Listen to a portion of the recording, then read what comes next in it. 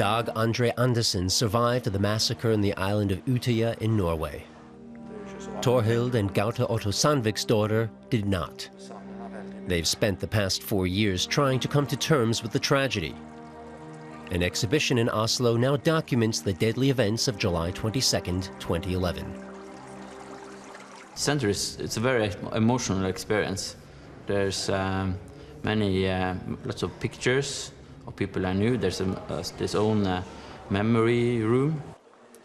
Pictures of the 69 people killed on Utøya. Visitors are asked not to take any photos. The most moving moment for me was seeing the portrait of my daughter Mariana. It's there between all the other portraits. Our lovely girl.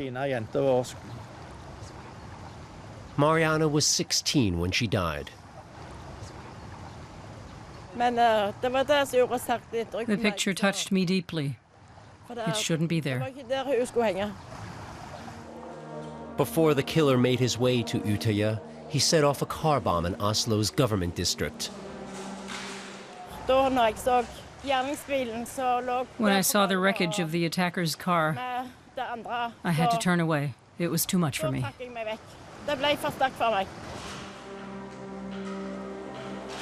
To understand the destruction that happened here and the power of the bomb, to understand how powerful that was, it's important for people to see what was left of the car.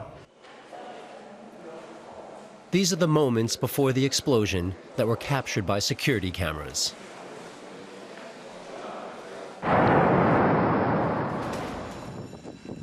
The perpetrator, Anders Breivik, parked his van in front of government buildings. The bomb killed 8 people. By that point, Breivik was on his way to Utøya, 30 kilometers away. He boarded a ferry around 5 p.m. disguised as a policeman. When he reached the island and opened fire, Dag Andre was indoors. And when the shooting started in the small hall, we fled out. And then I went down to the farmhouse. We hid behind the farmhouse in the high grass and the trees.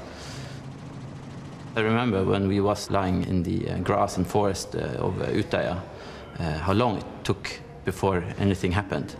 And we saw blue lights on the other side.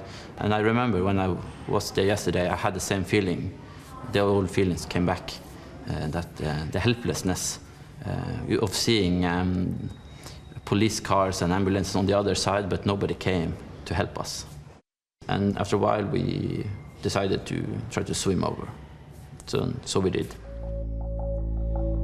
The exhibition takes an unflinching look at what happened and at the perpetrator.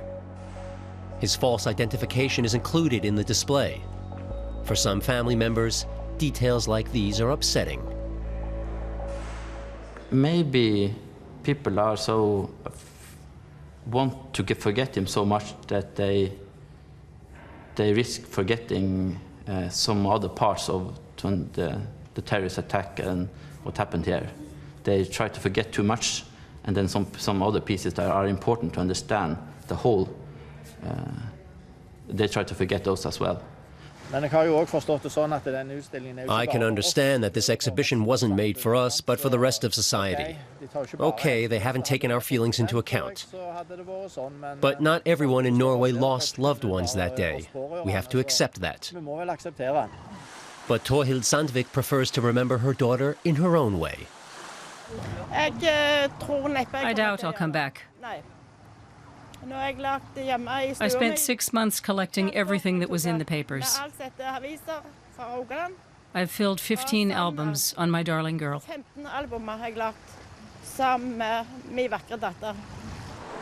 But Dag Andre Andersen thinks the exhibition is more effective than a memorial. He also has his own way of remembering.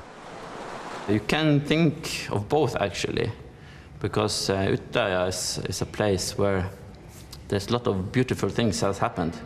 And just because one day there was hell on earth, it doesn't erase what happened there, all the good things that happened there before, and will happen there in the future.